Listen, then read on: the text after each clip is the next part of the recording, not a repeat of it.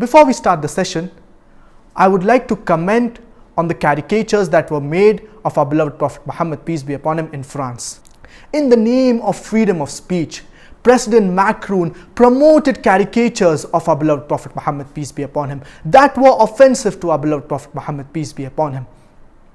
For years, France has demonized its Muslim minorities.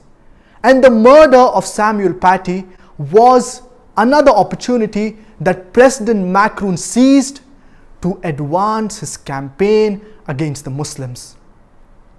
We Muslims, we need to rise to the occasion and defend our beloved Prophet Muhammad, peace be upon him, and portray and promote his true teachings to the world, his true message to the world, and show the world who our beloved Prophet Muhammad, peace be upon him, really was. I understand we Muslims, we are angry, upset and sad. And we ought to be angry. Because if we don't, our Iman, it will be in question. But this emotion of anger and sadness, we need to channelize it in the right direction. I therefore suggest 3 important points.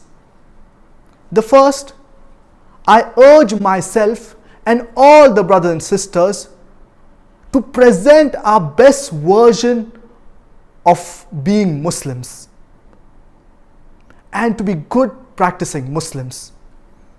Because whether or not, consciously or unconsciously, we are representing our beloved Prophet Muhammad, peace be upon him.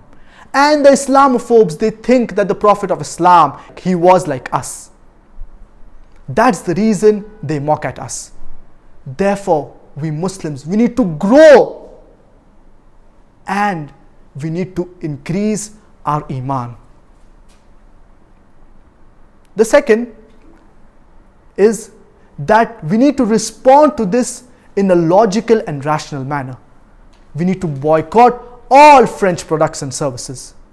The third, I request all brothers and sisters to read the translation of the glorious Quran and to read the biography of our beloved Prophet Muhammad, peace be upon him, especially the non-Muslims.